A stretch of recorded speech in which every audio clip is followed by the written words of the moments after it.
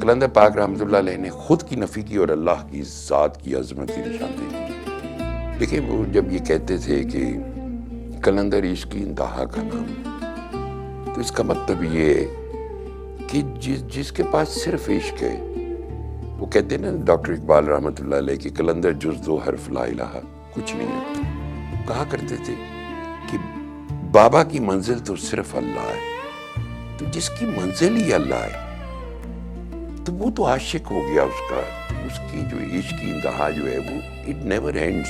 یہ سفر کبھی ختم نہیں ہوتا، ظاہری طور پہ پردہ کر جانے سے بھی ختم نہیں ہوتا، یہ سفر جاری رہتا. حیدریم کلندرم مستم بندہ مرتضیٰ علی ہستم سرگروہ کے تمام زندانم کی سگے کوئے شیر یزدانم. ایک خواجہ غریب نواز رحمۃ اللہ علیہ کا ایک میں نے کوٹ کیا تھا اس میں ٹریلر میں کہ جس کے اندر 3 صفات پیدا ہو جائیں ولی اللہ ہو جاتا ہے. جس کے دل کی وسعت سمندروں جیسی ہو جائے اور بندہ لوگوں کی خطائیں غلطیاں نظر انداز کر کے سمندر کی طرح اپنا سینہ کھول دے. دوسرا پوائنٹ وہ کہتے ہیں جس کی شفقت و محبت سورج کی مانند ہو جائے اور وہ رنگ و نسل اور ذات سے بالا تر ہو کر یہ نہیں دیکھتا کہ یہ مسلمان کی زمین ہے تو یہاں روشنی کرے، یہ ہندو کی زمین ہے تو یہاں روشنی نہ کرے. روشنی سب کے لیے برابر ہوتی ہے. کلندر پاک رحمۃ اللہ علیہ ہمیشہ فرماتے تھے کہ رحمان اللہ کی ذات کے بارے میں کہ رحمان بن مانگے برسات ہے. یہ نہیں ہو سکتا کہ بادل آئے تو بادشاہ مسجد پہ برسے اور 7 بازار حسن پہ نہ برسے. تیسرا جو ہے کہ اس کی جو اس میں زمین جیسی تواضع ہو، یعنی زمین کو دیکھ لیں، گناہگار اس پہ اکڑ کے چلتا ہے، سرکش اس پہ اکڑ کے چلتا ہے، نیک چلتا ہے، بد چلتا ہے، جو بھی چلتا ہے، زمین کبھی بھی اکھڑی نہیں.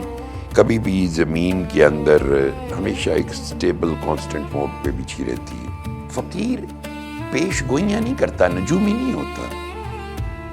فقیر کو اللہ اتنی، چونکہ وہ فنا سے گزر آتا ہے، اللہ کے قرب تک چلا جاتا ہے، تو وہ سفر جو ہزاروں سال پہ محیط ہوتا ہے وہ سیکنڈ کے 1000ویں سے میں کر رہا تھا. تو اس کو ہر چیز جو ہوتی ہے وہ دیکھ لیتا ہے کہ it has to take place.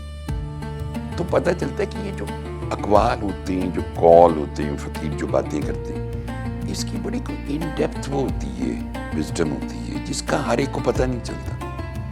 ویسے بھی اللہ کہتا ہے میں اس کی زبان بن جاتا ہوں، اس کی آنکھ بن جاتا ہوں، میرے سے بولتا ہے، میرے سے دیکھتا ہے. اور نبی علیہ الصلوۃ والسلام کی حدیث بھی آپ کو ایک دفعہ میں نے سنائی تھی کہ ایک لمحے کا تفکر، مراقبہ کہہ لیں، یکسوئی کہہ لیں، 60 سال کی عبادت سے بہتر ہے. اور کلندر پاک رحمۃ اللہ علیہ نے ہمیں ہزاروں دفعہ یہ تفکر کرایا، یکسوئی کرائی. تو کیا اس کے کرنے سے اور اس ساری چیز کو کنٹینیو کرنے سے، اس فیض کو، ہمارے اندر کیا تبدیلی